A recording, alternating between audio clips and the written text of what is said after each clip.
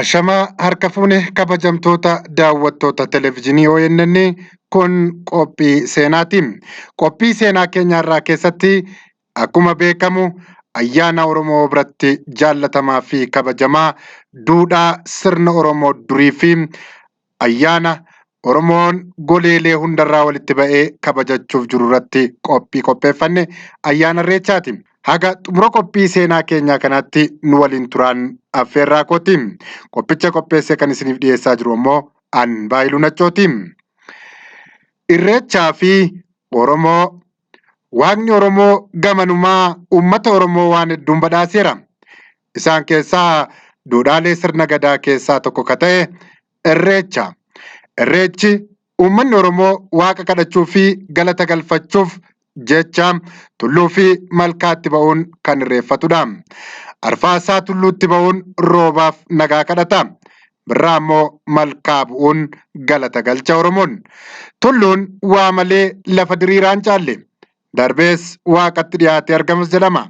Kanaaf itti ba'anii yoo kadhatan irruma caalaa dhageettii waaqaa qaba jedha dhugeeffannaan Oromoo.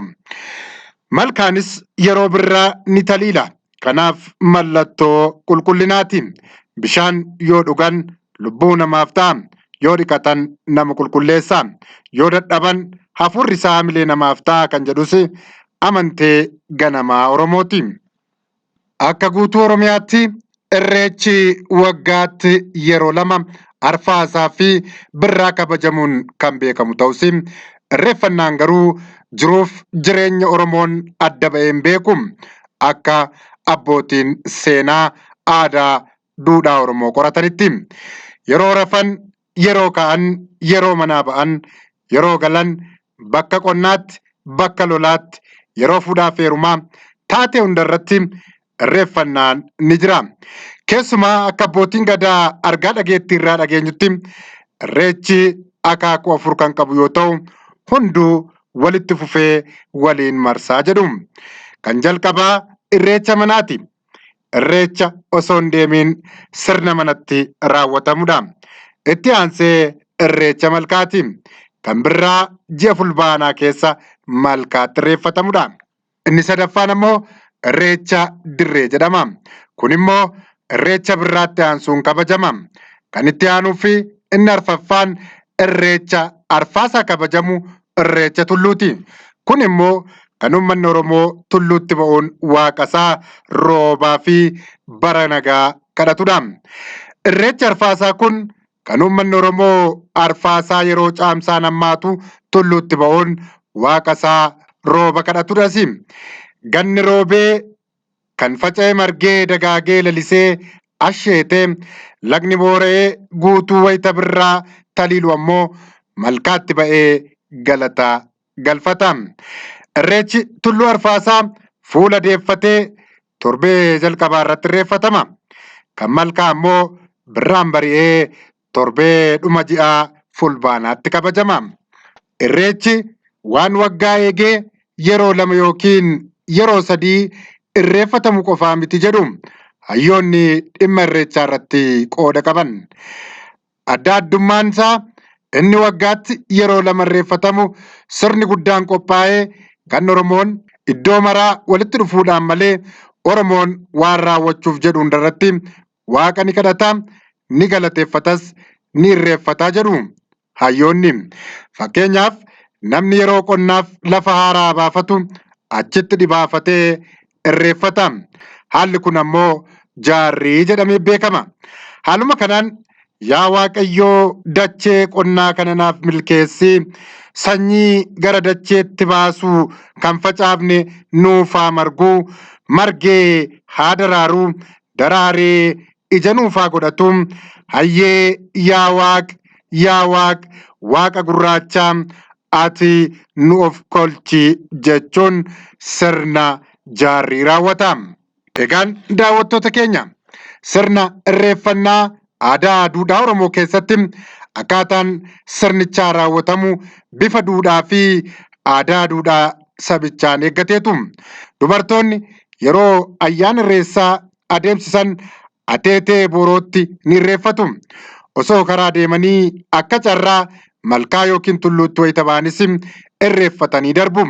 Kanaafuu irreessi jiruuf jireenya Oromoo keessatti guyyaan kan raawwatamudha jedhu ogeessonni seenaa. Inni arfaasaa tulluutti birraa ammoo malkaatti ba'anii irreeffatan wayita waqtiin geeddaramu kan Oromoon gamtaadhaan wal ga'ee irreeffatudha. Qorattoonni seenaa Oromoo akka jedhanitti Oromoon durii irraa kaasee malkaawwanii fi tulluuwwan naannoo isaa jirutti irreeffata.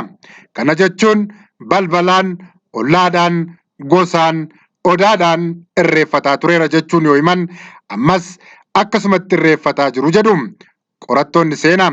Keessumaa immoo tokkummaa fi aadaa duudhaa saba Oromoo cimsuuf akka waliigalaatti ammoo waggaatti al tokko goleelee afran irraa walitti dhufuun bakka walgeettiin dhiyoo jedhamu keessa magaalaa Finfinnee fi hora Harsadeetti yaa'uun ni irreeffatu. Waa'ee kabaja guyyaa ayyaana irreechaa ilaalchisee yaadonni hedduun bakkoota adda addaatti ni ka'a. Keessumaa dhimma kanatti dhiyoodha jedhamuun waa'ee aadaa fi duudhaa Oromoo irratti yaada kennuun kan beekaman hayyuun seenaa fi walitti qabaan boordii Maccaaf Tuulamaa obbo Dirribii Damisee yaada miidiyaalee adda addaatiif yeroo kennan irreechi dirqama dilbata ta'uu hin qabne himuun akka naannoo Tuulamaa kanatti masqala gubanii bariituusaa qe'eedhaa hin ba'amu abbaan qe'ee ulumaarra waan jiruuf har'a masqalli gubatee borumtaasaa gosti ba'ee hangafti wal gahee cilaattii gubaa addatti dibatanii walitti tufanii wal eebbisu. Haaluma kanaan bultii sadaffaasaa immoo yeroo ijoollee dubaraatti dirreetti bahanii dirreen sin gabbisaa naa gabbisii sin bareechaa na bareechi jedhanii yogguutti faarsanidha. Isa booda erga kun hunduu xumuramee booda torbee isaatti uummanni hunduu malkaa bu'uun ni irreeffatu jechuun himu. Akka falaasama Oromootti gaafa Alii Waatoo seenurraa eegalee ayyaanni qe'eetti gala. Alii Waatoon obba'ee masqalli kabajamee ayyaanni malkaa fi gaaratti gala. Achii booda irreeffatama malee dilbatan eegu irreechi. Fakkeenyaaf osoo masqalli jimaatarra bu'ee irreechi dilbatan kabajamu. Sababni isaas guyyaan lammaffaa sanbata guyyaa ulumaati. Guyyaan sadaffaa immoo dilbata guyyaa shamarran ba'anii dachee faarsanidha. Kanaafuu torbee tokko achi siiqeetu kabajama jechuun hayyuun kun himu. Yeroo baay'ee hiikoo irreechaa fi amantii wal qabatee yaadonni adda addaa kutaalee hawaasaa fi miidiyaalee hawaasaarra naanna'aati jira. Keessumaa dhimma irreechaa wal qabatee amantii fi irreechi addummaan maal kan jedhu yeroo baay'ee ilaalcha hubannaatiin ala namoonni burjaajii keessa eeguu seenan agarra. Mee kanarraa waa haa hubannu. Hariiroon amantii fi aadaa irreecha kabajuu keessatti wantoonni amantii qofa akkasumas aadaa qofa ta'anii adda ba'anii beekaman jiraatanis sabni tokko aadaa isaatiin dabalee amantii yoo gaggeeffate cubbuu miti jedhu abbootiin amantaa tokko tokko. Barreeffama kitaaba abbaa amantaa Luba Balaay Mokonnon irratti mata duree kiristaanummaa fi Oromoo durii haga ammaa jedhu barreessan keessatti hariiroo aadaa fi amantii ibsaniiru. Ergaan kitaaba isaanii kanaas aadaa fi amantiin Oromoo walitti hin bu'u. Barmaatileen duubatti hafoo yoo ta'an malee barmaatileen duubatti hafoo ammoo aadaa miti jechuun kaa'aniiru. Itti dabaluunis irreecha kabajuun kiristaanummaas ta'e islaamummaa kan balleessu miti. Namni waanumatti fakkaate raawwata. Aadaadha waan ta'eef amantiin faallessu jechuun irreechi aadaadhas duudhaa fi sirna Oromoon qabu ganamaa ta'uu kaafameera. Aadaa jechuun waan hawaasni tokko uumamaan qabu yookiin aadeffatee ittiin bulu jechuudha. Kanaafuu aadaan saba tokkoo amantii isaan dhowwu akka jechuuti. Fakkeenyaaf sabni tokko uffata aadaa mataasaa yoo qabaate amantii isaa hin faallessu hanga naamusa amantichaa eegetti. Hayyoonni Oromoo tokko tokko akka himanitti dur Oromoon wayita yeroon irreechi ga'u torban tokko yookaan guyyaa 9 dursee sirnoota raawwatu qaba ture jedhu. Kanaafis sababa qabu. Torban guutuu soomee Waaqaaf galata galcha. Kan wal dhabe araaramee waliif dhiisee garaa qulqulluudhaan gara bakka Waaqni qulqulleessee malkaa deemuudhaan irreecha gaggeeffata.